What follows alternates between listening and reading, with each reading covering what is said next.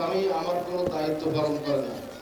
এখন কি আমার সন্তান কিছু চাইলে বকাবকি করে, তবে আমি কি তার স্বামীর পকেট থেকে টাকা নিতে পারবো কি? তার স্বামী তার কোনো দায়িত্ব পালন করে না, ছেলে মেয়ের জন্য টাকা পয়সা চাইলে বকাবকি করে, এগুলো তো আসলে অযোগ্য স্বামীর পরিচয়। আপনার স্বামীর জন্য দোয়া করি, আপনার স্বামী যেন তার স্ত্রী পরিবারের সাথে ভালো আচরণ করে, আর আপনি তার সংসার থেকে প্রয়োজনীয় টাকা আপনি তাকে না বলে নিতে পারেন। হাদিস বুখারী মুসলিম। আপনি আপনার ছেলে মেয়ের প্রয়োজন মাফিক আপনার স্বামীর সংসার থেকে টাকা নিতে পারেন না বলে, হাদিস বুখারী মুসলিম। চলেন। মেহরাবের ভিতর নামাজ পড়া বিদআত নাকি?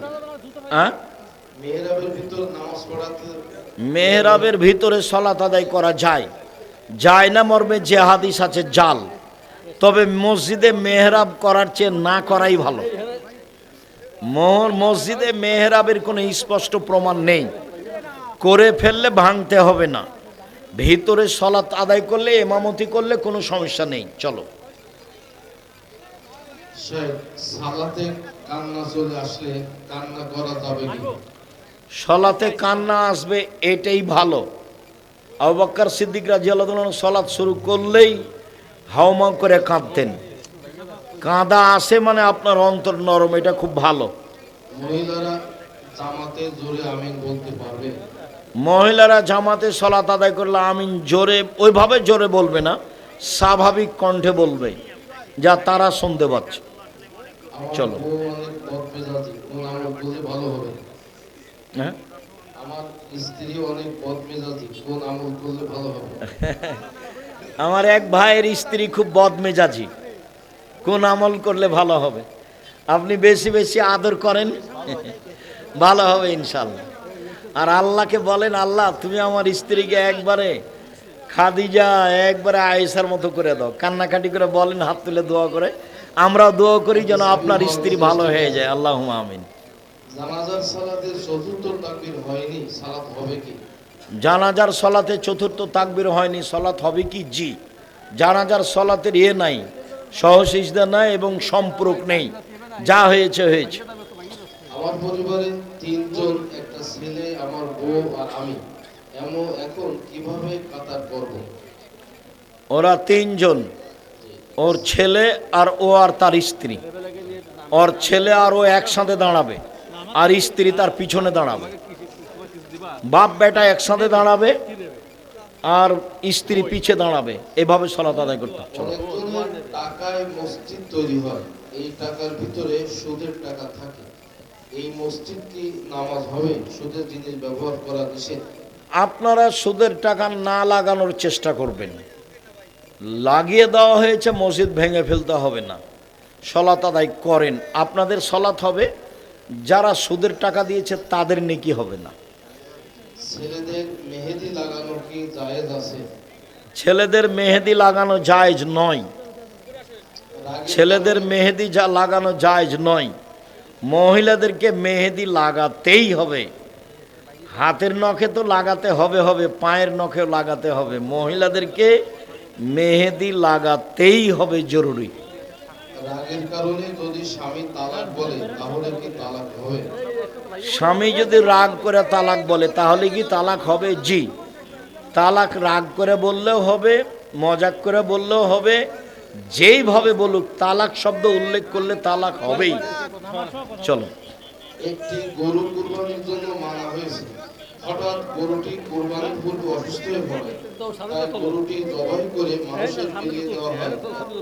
এখন কুরবানি দেওয়া লাগবে কিনা?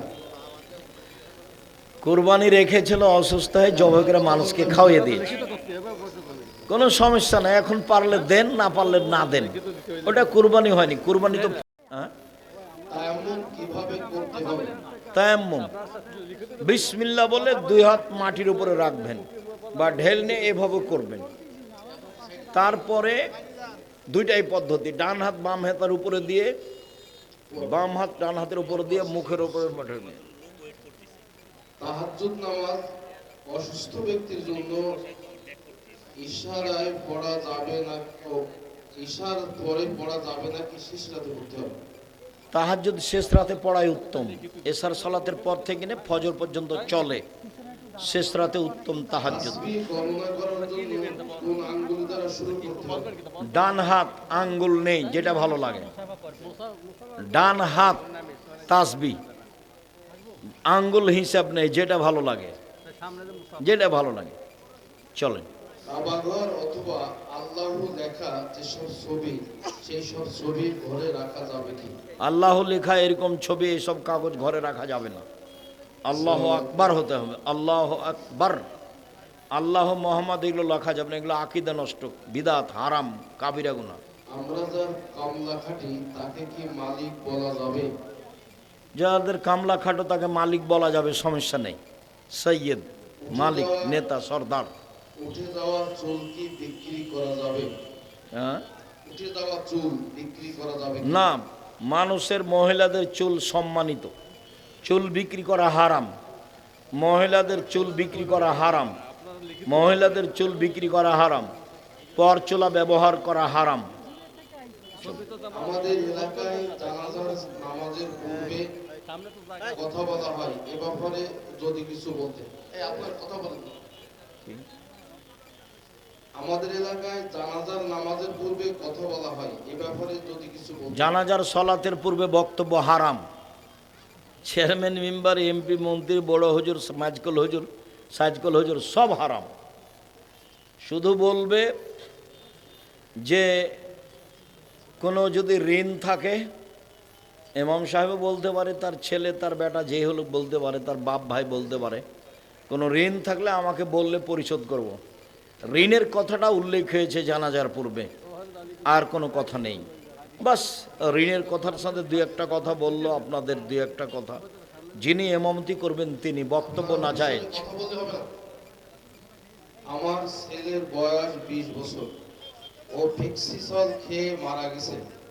ভিক্সিসল খাওয়ার 8 ঘন্টা পরে মরার আগে ওকে আমি তওবা পড়িয়েছি, ও আমার সাথে তওবা করেছে, ওর কি ক্ষমা হবে? বিষ খেয়ে মারা যাওয়াটা মানে আত্মহত্যা, মহাপাপ। আত্মহত্যা করা মানুষেরা জাহান্নামে যাবে, এটাই ঠিক। তবে তারা মোরতাদ নয়, মানে ধর্মত্যাগী নয়। আপনি যেভাবে বলছেন তা তো ভালো মনে হচ্ছে। আপনার ছেলে কথা বলেছে, তওবা করেছে, তারপরে মারা গেছে। আশা করা যায় সে ভালো ফল ভোগ করবে ইনশাআল্লাহ। আল্লাহ তুমি কবুল করো, আল্লাহুম্মা আমিন। হানাফি মসজিদে টাকা মানত করেছিলাম, দেওয়া কি ঠিক হবে? দেন, চলো। সূরা ফাতিহার কি তাওয়াল্লিল হবে নাকি জওয়াল্লিল হবে? অন্তস্থ জ বাংলা অক্ষর, দ নয়। দ এরকম কোনো অক্ষর আরবিতে নেই যেটা দ দিয়ে উচ্চারণ দেখাতে হবে, অন্তস্থ জ দিয়ে দেখাতে হবে। এখন কার কেমন উচ্চারণ কমবেশ সেটা ভিন্ন কথা, কিন্তু বাংলা অক্ষর হচ্ছে অন্তস্থ জ, দ নয়। চলেন। দুই সিজদার মাঝে দোয়া না পড়লে কি সালাত হবে? দুই সিজদার মাঝে দোয়া না পড়লে সালাত হয়ে যাবে, ওর যে নেকি ছিল সেটা পাবে না। চলো। সাহেব, আপনার একটা ফতোয়া যে গরিব মানুষ বড় মাছ কিনলে জাহান্নামে যাবে, এই ফতোয়ার ব্যাখ্যা কি? কি গরিব মানুষ? গরিব মানুষ বড় মাছ যে কিনে গরিব মানুষ জাহান নামে যাবে ওরকম বক্তব্য না থাকারই কথা, ওটা ওরকম নেই, অহংকার। গরিব মানুষ বড় মাছ কিনলে এটা তার অহংকার প্রকাশ পেল। আর এটাকে এনিয়া বিনিয়া যে হুজুর বলেছে সেই হুজুরের কোনো রাগ আছে মনে হয়, থাকতে পারে। ওই সবগুলোর আমরা পিছে পড়ি। জামিয়া গরিব মানুষ তার চলাফেরা, পোশাক আদি সব কি হবে? গরিবের হবে। ও বাজারে গিয়ে কম দামি মাছ কিনবে, এটাই ঠিক। বেশি দামি মাছ কিনলে এটার নাম গৌরব। কেন কিনবে ও তো ঋণই পরিশোধ করতে পারে না। আর লিখতে সাধন ইসফুল মাইশা, মধ্যম পন্থায় খরচ করা অর্ধেক জীবিকা নির্বাহ। তো ওই 1000 টাকা দাম কেজির মাছ ও নদীর মাছ কিনতে যাবে কেন? কম দামের মাছ তো আছেই। সংসার ও বুঝে, যে হুজুর তাকে উস্কে দিচ্ছে সে হুজুর বুঝে। রাসূল সাল্লাল্লাহু আলাইহি সাল্লাম বলেছেন ইক্তেসাদুন ইসফুল মাইশা, চিন্তা ভাবনা করা, মধ্যম পন্থায় খরচ করা অর্ধেক জীবিকা নির্বাহ। আল্লাহ রসুল তো ওকে এই মাছ কিনতে না করে দিয়েছে, ওটা তো মধ্যম পন্থা নয়। জামিয়া আস-সালাফিয়া কত বছর থেকে ভর্তি দেওয়া হয়? জামিয়া সালাফিয়ার 8 বছর 9 বছর বয়স থেকে ভর্তি করা হয়। 5 বছর 6 বছর বয়সে যদি ভর্তি করে তাহলে করতে পারে, বাচ্চার মা ওখানে বাসা নিয়ে থাকবে, ওই বাচ্চা বোর্ডিংয়ে রাখা হবে না। 8-9 হলে বোর্ডিংয়ে রাখা হবে, তার আগে হলে বাচ্চার মা ওই প্রতিষ্ঠানের পাশে বাসা নিয়ে থাকবে, বাচ্চা নিয়ে যাবে নিয়ে আসবে। মতো চলে যারা জাহান নামে যাবে তারা, প্রবৃত্তি মানে যারা জাহান নামে যাবে তারা, মন মতো চলে যারা জাহান নামে যাবে তারা, ইচ্ছে মতো চলে যারা জাহান নামে যাবে তারা, প্রবৃত্তি মানে যারা জাহান নামে যাবে তারা। আল্লাহ তাআলা বলেন হাদিসে কুদসি, পৃথিবীর মানুষ শোনে রেখো, আমি সিয়ামের প্রতিদান দিব নিজে হাতে। আল্লাহ বলছেন আমি সিয়ামের প্রতিদান নিজে হাতে দিব 2টা কারণে। 1, আমার কারণে খাদ্য ছেড়েছে, 2, আমার কারণে প্রবৃত্তিকে ত্যাগ করেছে, এই জন্য আমি নিজে হাতে প্রতিদান দিব। যারা গালি দেয় সিয়াম থাকে তাদেরকে কি আল্লাহ প্রতিদান দিবেন? যারা বদনাম করে গীবত করে নগ্ন পোশাকে চলে তারাকে কি আল্লাহ নিজ হাতে প্রতিদান দিবেন? প্রতিদানের আশাই, আল্লাহর হাতে হাতে প্রতিদানের আশাই মুখখান বন্ধ করে সমাজের একেবারে সাধারণ মানুষ হয়ে জীবিকা নির্বাহ করার চেষ্টা করুন। সম্মানিত দিনী ভাই বোন, ইবাদতের জগতে সবচেয়ে দামি ইবাদত সিয়াম। সংক্ষিপ্তভাবে বলি, মুহররমের সিয়াম ফরজ সিয়ামের পরে সবচেয়ে দামি সিয়াম হলো মুহররমের সিয়াম। আল্লাহর নবী মদিনায় গেলেন, দেখলেন মদিনার মানুষেরা সিয়াম আছে। আল্লাহর নবী বললেন, মদিনার ইহুদি তোমরা এই দিনে সিয়াম থাকো কেন?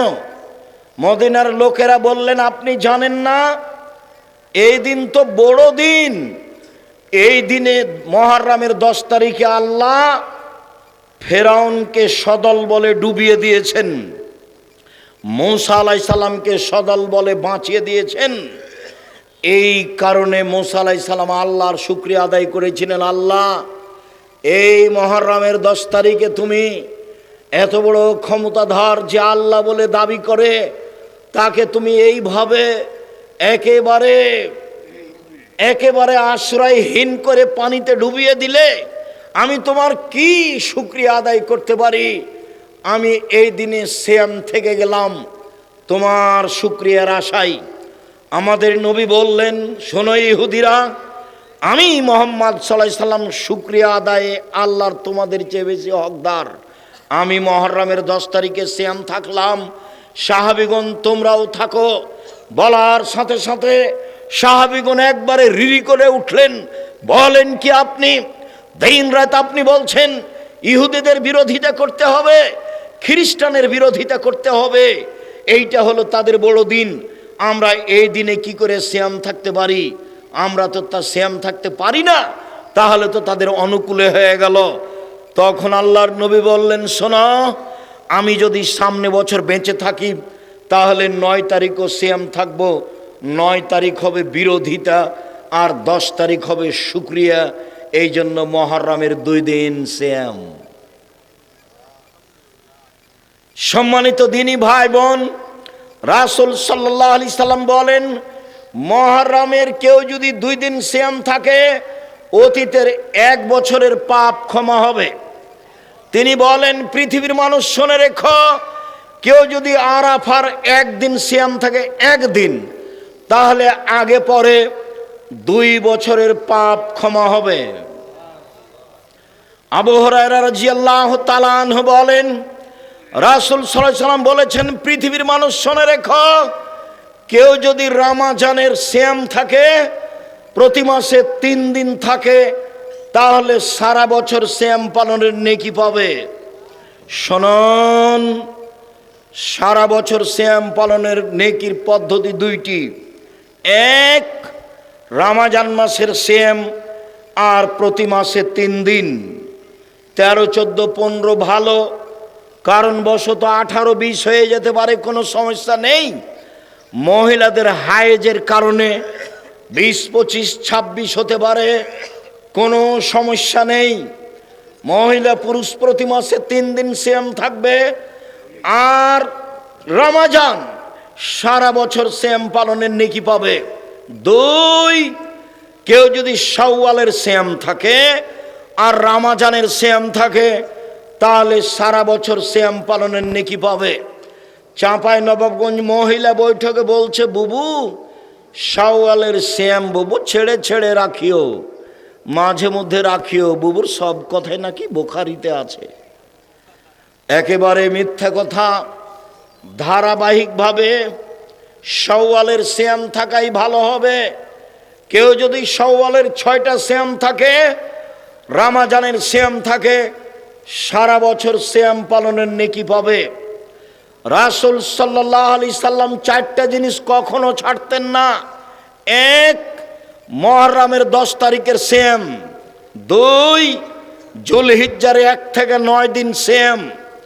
3, প্রতি মাসে 3 দিন সিয়াম। 4, ফজরের 2 রাকাত সুন্নাত বাড়িতে ও সফরে। মনে থাকবে না মনে হয়, দেখি বলেন তো। 1, মুহররমের 2 দিন সিয়াম।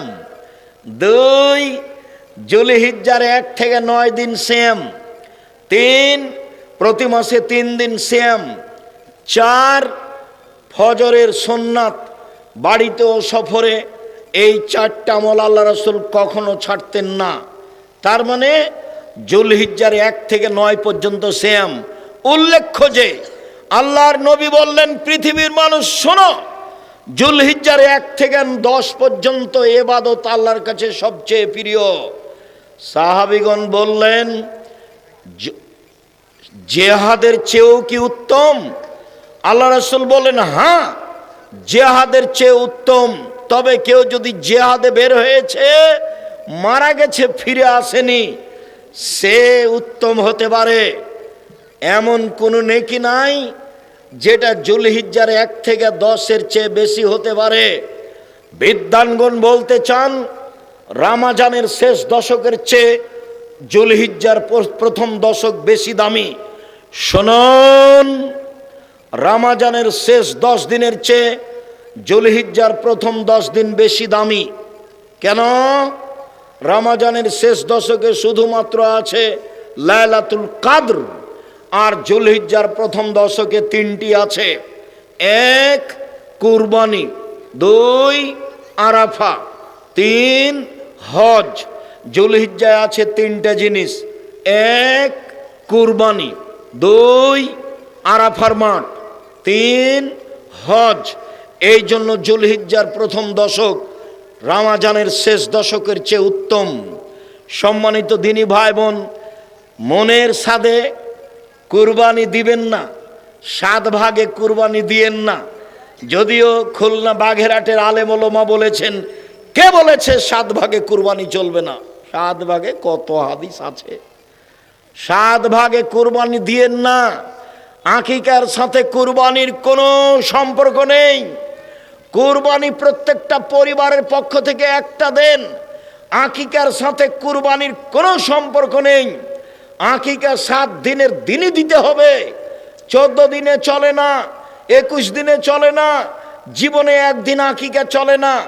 7 দিনের আগে বাচ্চা মারা গেলে আকিকা লাগবে না। আকিকার পশু কানা হোক, ন্যাংড়া হোক, খড়া হোক, 2 মাসের হোক, 6 মাসের হোক, তাতে আসে যায় না। আকিকা ছেলের বাপকে দিতেই হবে। চাঁপাইনবাবগঞ্জের ভাষা তো, ও তো দিবে, ওর বাপকে দিতে হবে। আকিকা দিতে হবে। কুরবানি এমন নয়। কুরবানি হচ্ছে নেকির কাজ। কুরবানি মানে পৃথিবীর মানুষ দেখো দেখো দেখো, কুরবানি মানে চোখ ভালো ভালো ঠিকঠাক আছে কিনা দেখো। কুরবানি মানে কান ঠিকঠাক আছে কিনা দেখো। কুরবানি মানে লেজটা ঠিক আছে কিনা দেখো। কুরবানি মানে দাঁত উঠেছে কিনা দেখো। কুরবানি মানে পা খুর ঠিকঠাক আছে কিনা দেখো। কুরবানি মানে মোটা তাজা কিনা দেখো। কুরবানি মানে ফকির মিসকিন আছে কিনা দেখো। সব মিলে হলো কুরবানি। কুরবানি হলো নেকির কাজ, কুরবানি ফরজ নয়। মন চাইলে দিবেন, না চাইলে না দিবেন। অনেক বড় নেকির কাজ, আপনার নেকির কাজ ছুটে গেল তো আপনার ব্যাপার, কে কি করতে পারে, তা ফরজ নয়। কুরবানির সাথে আকিকার কোনো সম্পর্ক নেই। কুরবানির গোশত ফকির মিসকিনে খাবে, আকিকার গোশত আপনি খাবেন কি গ্রামবাসী খাবে সেটা আপনার ব্যাপার। আকিকার গোশত আপনার নিজস্ব গোশত, এখানে বিবেচনার কোনো সুযোগ নেই।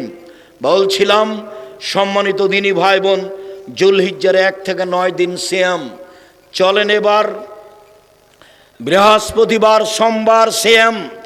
রাসূল সাল্লাল্লাহু আলাইহি সাল্লাম বলেন, পৃথিবীর মানুষ শোনে রেখো, বৃহস্পতিবার সোমবার মানুষের পাপ নাকি আল্লাহর দরবারে পেশ করা হয়। অনা উহিব্ব আইরফা আমালি ওয়ানা সায়েম। আমার মন চায়, আমাদের নবী বলেন, আমার মন চায় আমার যখন আমলটা আল্লাহর দরবারে পেশ করা হবে তখন আল্লাহ দেখুক আমি সিয়াম আছি। নাও নাও আমার রিপোর্টটা সিয়াম অবস্থায় দেখো। এই কারণে রাসূল সাল্লাল্লাহু আলাইহি সাল্লাম বৃহস্পতিবার সোমবার সিয়াম থাকতেন। চলেন শাবানের সিয়াম। সম্মানিত দিনী ভাই বোন, ওসামা ইবনে যায়েদ বলেন, আল্লাহর নবীকে আমি বললাম, আল্লাহর নবী শাবান মাসে আপনি এত বেশি সিয়াম থাকেন কেন? তখন আল্লাহ রাসূল বললেন, শোনো, শাবান একটা মাস, রজব ও রমাজানের মাঝে মানুষ তাতে বেখিয়াল থাকে। শোনো, শাবান একটা মাস, রজব ও রমাজানের মাঝে মানুষ তাতে বেখিয়াল থাকে। অতুরফাউল আমাল ইলা রাব্বিল আলামিন, বাৎসরিক রিপোর্ট আল্লাহর দরবারে পেশ করা হয় শাবান মাসে। অনা উহিব্ব আইরফা আমালি অনা সায়েম, আমার বাৎসরিক রিপোর্ট আল্লাহর কাছে পেশ করা হোক, তখন আল্লাহ দেখুক যে আমি সিয়াম আছি। আমি সাপ্তাহিক রিপোর্ট পেশ করতে চাই সিয়াম অবস্থায়। এই জন্য আমি বৃহস্পতিবার সোমবার সিয়াম থাকা ভালোবাসি। আমি বাৎসরিক রিপোর্ট আল্লাহর দরবারে পেশ করতে চাই সিয়াম অবস্থায়। এই জন্য আমি শাবান মাসে বেশি বেশি সিয়াম থাকি। আল্লাহ রাসূলের জানা ছিল না সেদিন 15ই শাবান। আল্লাহ রাসূল জানতে পারেননি যে সেদিন 15ই শাবান। কিভাবে ভারত বাংলাদেশ পাকিস্তানের আলেম ওলামা জেনে নিলেন সেদিন 15ই শাবান। তাই তারা কলকারখানা, অফিস আদালত, কোর্ট কাছারি, শিক্ষা প্রতিষ্ঠান সব কিছু বন্ধ করে রাতে গোসল করে আতর গোলাপ মেখে দিনে সিয়াম থাকে। একবারে নগদ মিথ্যা, ডাহা মিথ্যা। আল্লাহর নবী রিপোর্ট ধরার জন্য বেশি বেশি সিয়াম থাকেন, আর আমি মাত্র একদিন। ধর্ম কি পাগল হয়ে গেছে? धर्म की राजशाही चांपानेर हवाई लड्डू, दोनों हाथ में लड्डू है, जो चाहे उसको खा ले, जो चाहे उसको छोड़ दे। भूल हिसाब। धर्म एक जনের কথা দিয়ে চলে যার নাম মোহাম্মদ সাল্লাল্লাহু আলাইহি সাল্লাম। শাবানের 15ই শাবানের জাল হাদিসে এসেছে 15ই শাবানে এক বছরে যত মানুষ মারা যাবে তা লেখা হয়। 15ই শাবানে এক বছরে যত প্রাণী জন্ম নিবে মানুষ তা সব লেখা হয়। 15ই শাবানে রুজি বন্টন করা হয়। এটা জাল হাদিস। কোরআন মাজিদে আল্লাহ বলেন রমজান মাসে লাইলাতুল কদরে সব কিছু লেখা হয়, 15ই শাবানে নয়। আল্লাহ বলেন কোন মাসে? রমজান মাসে লাইলাতুল কদরে। জাল হাদিসে বোঝা যায় 15ই শাবান, আর কোরআন মাজিদে বোঝা যায় লাইলাতুল কদর। শুনুন, জাল হাদিসে বোঝা যায় আল্লাহ নেমে আসেন সন্ধ্যার সময় 15ই শাবানে। নেমে এসে বলেন, কেউ কি আমাকে কিছু বলো, বলো আমি শুনবো। কেউ কি আমার কিছু চাও, বলো আমি দিব। কেউ কি ক্ষমা চাও, বলো আমি ক্ষমা করে দিব। যে যে বিপদে পড়েছে আমাকে বললেই ক্ষমা করে দেব। জাল হাদিসে এসেছে সন্ধ্যার সময় নেমে আসেন, আর বুখারী মুসলিমের হাদিসে এসেছে আল্লাহ তাআলা প্রত্যেক রাতের 3 ভাগের 2 ভাগ পার হওয়ার পরে শেষ রাতে নেমে আসেন। জাল হাদিসে কখন নেমে আসা প্রমাণ হয়? সন্ধ্যার সময়। বুখারী মুসলিমের হাদিসে কখন প্রমাণ হয়? শেষ রাতে। অতএব জাল হাদিসের পাল্লাই পড়ে 15ই শাবান সিয়াম থাকবেন না। যারা প্রতি মাসে 13-14 সিয়াম 15 থাকেন তারাও শাবানে 13-14-15 থাকবেন। শুধুমাত্র শাবানে এসে 13-14-15 থাকবেন, এই নীতি বাতিল। আশা যে নফল সিয়াম পালন করে আল্লাহকে সন্তুষ্ট করার চেষ্টা করছেন। এক, মুহররমের 2 দিন সিয়াম, 2, আরাফার 1 দিন সিয়াম, 3, প্রতি মাসে 3 দিন সিয়াম, 4, শাওয়ালের 6 দিন সিয়াম, 5,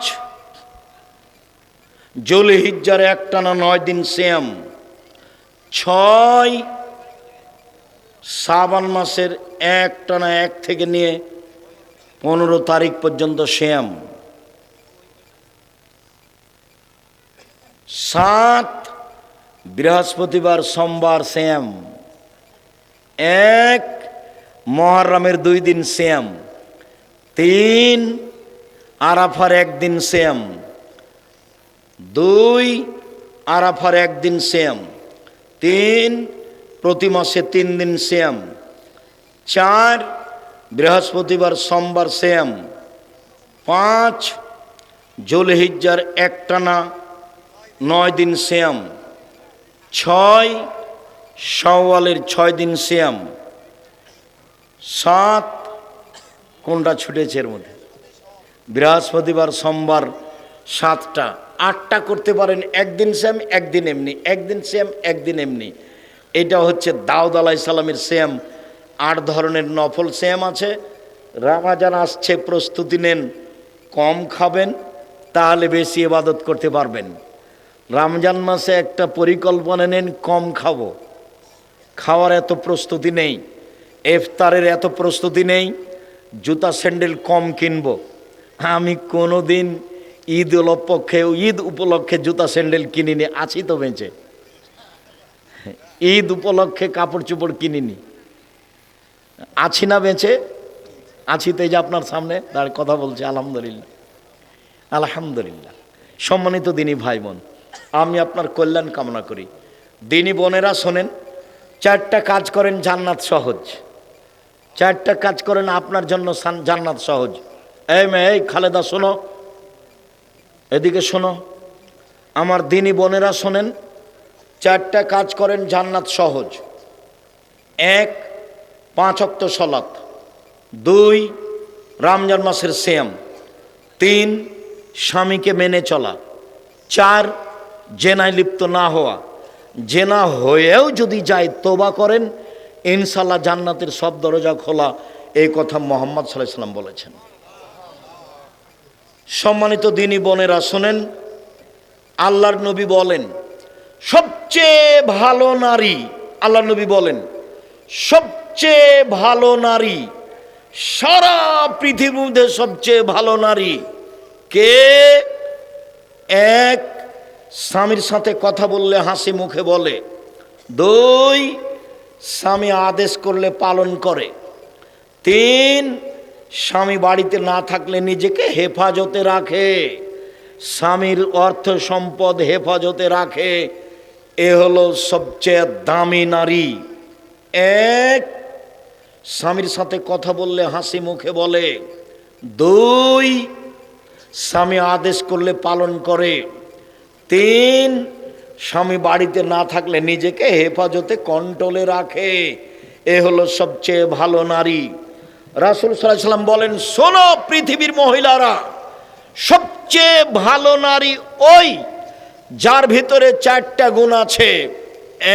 1, বেশি বেশি সন্তান দিতে পারে, 2, স্বামীর সাথে প্রেম বিনিময়ে ভালোবাসায় সব সময় প্রস্তুত থাকে, 3, স্বামী ব্যথিত হলে সমব্যথা ভোগ করে, স্বামী সমস্যায় পড়লে স্বামীর সাথে সমস্যাকে ভোগ করে, 4, বিপদ আপদে স্বামীকে সান্ত্বনা দেয়, 4, বিপদ আপদে স্বামীকে সান্ত্বনা দেয়। 4টা গুণ আছে যার, সে হলো সবচেয়ে ভালো নারী। 1, বেশি বেশি সন্তান দিতে পারে, 2, স্বামীর সাথে প্রেম বিনিময়ে ভালোবাসায় সব সময় প্রস্তুত থাকে। 3, স্বামীর সাথে বিপদ আপদে সমব্যথী হয়। 4, স্বামীকে বিপদ আপদে পরামর্শ দিতে পারে। এদিকে দেখেন, 1 মিনিট এদিকে দেখেন।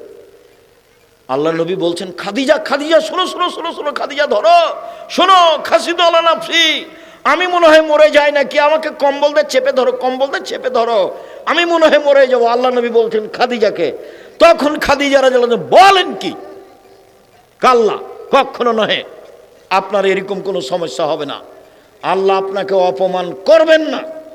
কেন করবেন না? আপনি অসহায় মানুষের পাশে দাঁড়ান, এই জন্য। কেন আল্লাহ আপনাকে অপমান করবেন না? আপনি আত্মীয় স্বজনের সাথে সম্পর্ক বজায় রাখেন, এই জন্য। কেন আল্লাহ আপনাকে অপমান করবে না? আপনি মেহমানকে খেতে দেন, এই জন্য। সান্ত্বনা দিচ্ছেন স্বামীকে। কে সান্ত্বনা দিচ্ছেন? কাকে বলেন তো? খাদিজা রাদিয়াল্লাহু তাআলা আনহা। কাকে? মুহাম্মদ সাল্লাল্লাহু আলাইহি সাল্লামকে। এরপরে বলছেন, চলেন তো চলেন তো চলেন তো, একটু আমি আমার চাচার কাছ থেকে আপনাকে নিয়ে একটু ঘুরিয়ে নিয়ে আসি, চলো চলো। তো স্বামী স্ত্রী চলে গেলেন। চাচা, হ্যাঁ কি হয়েছে? দেখেন তো আপনার ভাতিজা কি বলে। মোহাম্মদ, বলো তো কি হয়েছে বাবা। শোনেন, আমি গাড়ে হিরায় বসে ইবাদত করছিলাম, হঠাৎ কে যে আসলো, আমাকে চেপে ধরে বলছে পড়ো। আমি বললাম পড়তে জানি না। আমাকে বলছে পড়ো। আমি বললাম পড়তে জানি না। আমাকে বলছে পড়ো। আমি বললাম পড়তে জানি না। তখন আমাকে বলছে ইকরা বিসমি রাব্বিকাল্লাযী খালাক, খালাকাল ইনসানা মিন আলাক, ইকরা ওয়া রাব্বুকাল আকরাম। তখন ওরাকা বলছেন, ওহো, ও তো জিবরাইল, তোমাকে তো এলাকার লোক বের করে দিবে। প্রথম কথা হলো জিবরাইল, আর দ্বিতীয় কথাটা কি? এলাকার লোক বের করে দিবে। তখন আল্লাহ রাসূল এই কথা মানলেন না, বলেন আওয়া মুখরেজিয়া, আমার এলাকার লোক আমাকে বের করে দিবে? এটা হতে পারে না। আমার চাচা চাচি খালু ফুফা কত ভালোবাসে আমাকে, তারা আমাকে জীবন দিয়ে ভালোবাসে, আমাকে বের করে দিবে মানে? যখন নাকচ করলেন, ইনকার করলেন, তখন ওরাকা বলছেন, শোনো, যার কাছে জিবরাইল এসেছে জনগণ তাকেই বের করেছে। যার কাছে জিবরাইল এসেছে জনগণ তাকে বের করেছে। তোমার কাছে জিবরাইল এসেছে, তোমাকেও কি করবে? জনগণ বের করে দিবে। বুঝতে পারলেন না কথা? কে সান্ত্বনা দিচ্ছেন? খাদিজা রাদিয়াল্লাহু তাআলা আনহা সান্ত্বনা দিচ্ছেন। রাসূল সাল্লাল্লাহু আলাইহি সাল্লাম বললেন, নবীরা জান্নাতে যাবে, সিদ্দিক জান্নাতে যাবে, শহীদ জান্নাতে যাবে, মহিলারা জান্নাতে যাবে, যারা স্বামীর সাথে ভালো আচরণ করে তারা জান্নাতে যাবে। সম্মানিত দিনী বোন, আমাদের পক্ষ থেকে কিছু করার নেই। রাসূল সাল্লাল্লাহু আলাইহি সাল্লাম এভাবেই বলেছেন, আপনার স্বামীর মুখটা যতই খারাপ হোক, আপনাকে যতই গালি দেখ, আপনি স্বামীকে মেনে চলেন, ভালো হবে। শেষ পর্যন্ত যদি নাই মানতে পারেন, খোলা তালাক নেন, ঝুলন্ত থাকিয়েন না। খোলা তালাক নেন, ঝুলন্ত থাকিয়েন না। সবার কল্যাণ কামনা করে আজকের মতো কথা এখানেই শেষ করে বলছি, সম্মানিত দিনী ভাই বোন, এই প্রতিষ্ঠানকে মূল্যায়ন করবেন, সঠিক আকীদার প্রতিষ্ঠান। জামিয়া সালাফের জন্য দোয়া করবেন। মাদ্রাসায় ছাত্রীদের থাকতেও পাঠদান করতে খুব কষ্ট হচ্ছে, একটু জায়গা ক্রয় করা একান্ত প্রয়োজন, একটু দানের জন্য বলেন। অবশ্যই আরও অবশ্যই এই চাদর পাঠানো হয়নি না? তাহলে যখন আমি কথা বলা আরম্ভ করি তখন দিতে হতো। আর এই যে আব্দুল্লাহর বই আছে, আমার দিনী বোনেরা অনেকে আছেন, আদর্শ পরিবার নিয়ে যান, আপনার জন্য লেখা হয়েছে। মরণ একদিন আসবে, স্টেজের পিছনে আছে, আপনার জন্য বইগুলো নিয়ে আসা হয়েছে, নিয়ে যান। আর সদাচরণ, আর দেখেন তো নামাজ শিক্ষা বইটা আছে কিনা আমার, আর উপদেশ, এই বইগুলো থাকার কথা। আল ইতেসাম পত্রিকা 50টা প্রশ্নের উত্তর আছে, আপনার জন্য আল ইতেসাম পত্রিকা নিয়ে আসা হয়েছে, আপনাদের টাকা দিয়ে ছাপানো হয়। আমার দিনী ভাই বোনদেরকে অত্র প্রতিষ্ঠানের জন্য দান করার অনুরোধ জানিয়ে, বইগুলি সংগ্রহ করার অনুরোধ জানিয়ে, আজকের কথা মেনে চলার অনুরোধ জানিয়ে বিশেষভাবে নফল সিয়াম পালন করার, বিশেষভাবে বৃহস্পতিবার সোমবার এই 2 দিন সিয়াম পালন করার আন্তরিকভাবে অনুরোধ জানিয়ে আপাতত আজকের মতো কথা এখানে শেষ করলাম। সুবহানাকা আল্লাহুম্মা ওয়া বিহামদিকা আশহাদু আল্লা ইলাহা ইল্লা আনতা আস্তাগফিরুকা ওয়া আতুবু ইলাইক।